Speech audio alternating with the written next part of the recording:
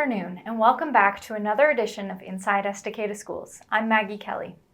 And I'm Josh Gray. We're back to bring you the latest headlines and news exclusives from the Estacada School District. Today, our top story is a pattern of academic achievement that is happening at Estacada Middle School.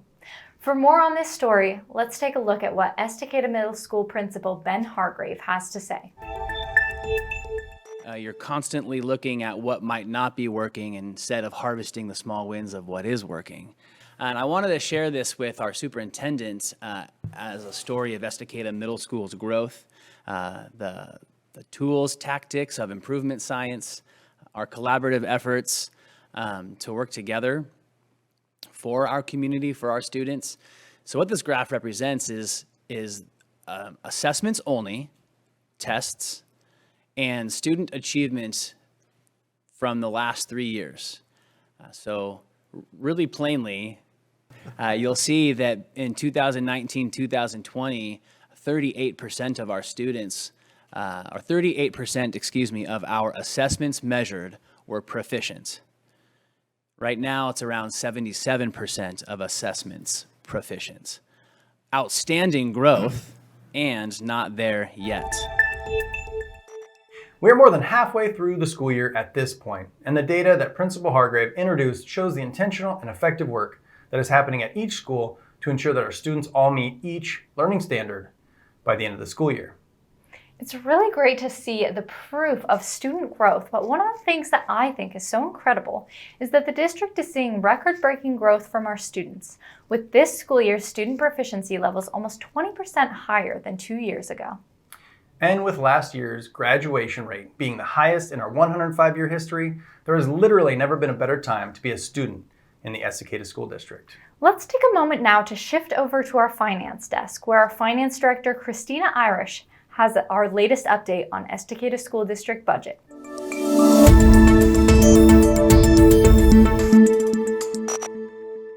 Good afternoon. I'm Christina Irish, Estacada School District's Director of Finance, and I'm back to bring you a March financial update.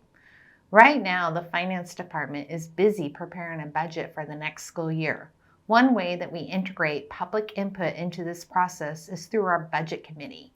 Our Budget Committee is made up of a community volunteers that look over and give input into our district budget. Beginning in April, our Budget Committee will meet monthly until the district budget is finalized and approved by the board. Let's shift now to take a look at this year's budget and how we're doing financially. First up is our general fund report for February 28th, 2022. The first column is our month-to-date. Our month-to-date revenue is $2.6 million, and our month-to-date expenditures were almost at $2.8 million. The next column is our year-to-date. Our year-to-date revenue is $34.9 million, and our year-to-date expenditures is $19.3 million. The final column is our projected column.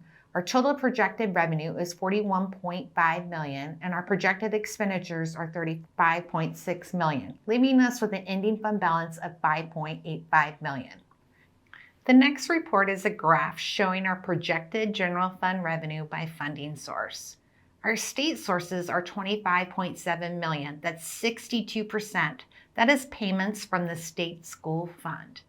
The next source is our beginning fund balance at $7.3 million, that's 17%. And our local sources, which includes property taxes and student fees, is 19% at $7.7 million. The next report I'm going to share with you is a comparison to last year at this time. In 2020, we were projected to add $390,000 to the fund balance. That means we were projecting more incoming revenue than expenditures. This year, we're projecting to spend down our fund balance by $1.4 million. This is our budget to actuals report. Our total budget for instructional services was $23.3 million. From July 1st to February, we spent 52.3%. Our year-to-date plus encumbrances, which is promise to pay, such as salaries, contracts, and orders already placed, is at 89.8%. Our total support services budget is $12.2 million, and we spent $57.9 of that with year-to-date plus encumbrances at 90.5%.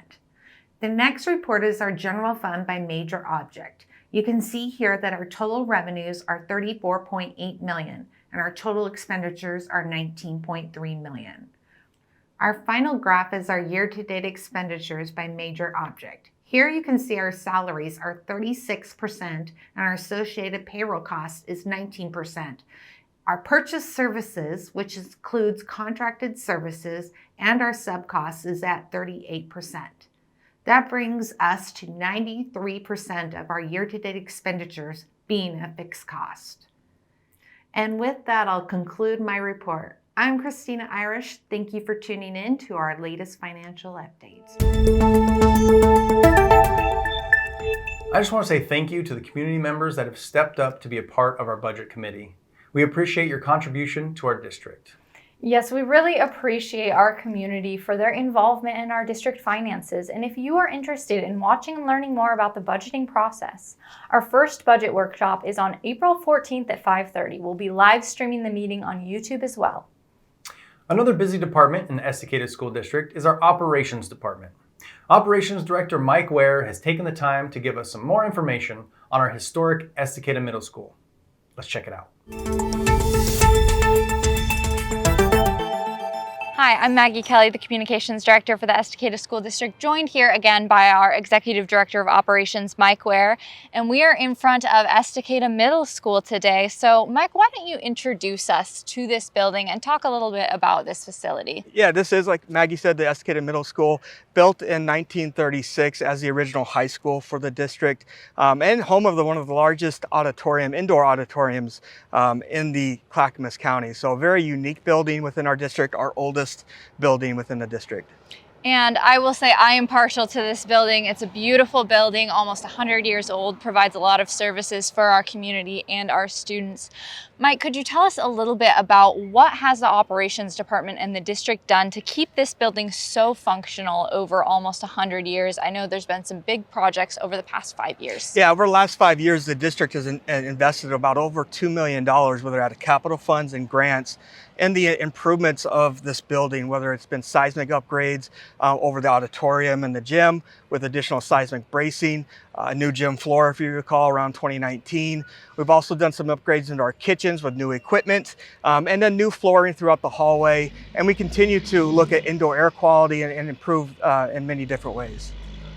And Mike, I love that you mentioned all the money that has been invested into the middle school, but most notably some grant funds. So we got, over $1 million in grant funding, correct? $1.5 million in the Seismic Rehabilitation Grant Project, and that was in 2019, which we were able, again, to improve the structure and safety of this building for our students over the gym and then also over the auditorium. All right, thank you. Some good information there. And as we talk about making an almost 100-year-old building evolve to some of the modern day needs and challenges, one of those has been COVID-19. Could you talk a little bit and share some information about what we have done to modernize this building for today's learners and today's challenges? Yeah, and directly related in response to COVID-19, we needed a way to have virtual learning for our students, and modernizing our classrooms for Zoom room technology, access to TVs, access to connectivity, and one-to-one devices for our students was a priority. Our district used a number of ESSER 3 and ESSER 2 funds, which was the federal relief funds, as well as capital funds to support this modernization and improvement to our facility. And I love you just keep talking about keeping money in the classroom and funding all those upgrades through grants and ESSER funds. Really outstanding work. Lastly, could you talk a little bit about what does the future hold for Estacada Middle School and the updates that are still needed over here? Yeah, we're continuing to focus on improving these facilities and really modernizing the classroom for today's generational learner. So looking at what we can do on creative spaces, as well as that indoor air quality. We know the air conditioning is a big need within our district for those hotter months. And so we're focusing on that as we move forward and improving our facilities. Yeah, as we talk about changing our calendar around a little bit, I know the community has talked about getting air conditioning in our schools. I know that is a substantial expense, so it's great to see that you guys are thinking about it. Mike, is there anything else you'd like to add? And thanks for giving us a look around. No, I think that's it. Thank you. All right, thank you. It's great to see how well we've been able to preserve this historic building, but also make it functional in these modern times. Yes, our district and operations department continues to do a thoughtful job of restoring and maintaining our buildings, even with limited resources. It is great to have a facility that our students and community can be proud of. I hope you've enjoyed this quick look inside Estacada schools. Thank you for joining us.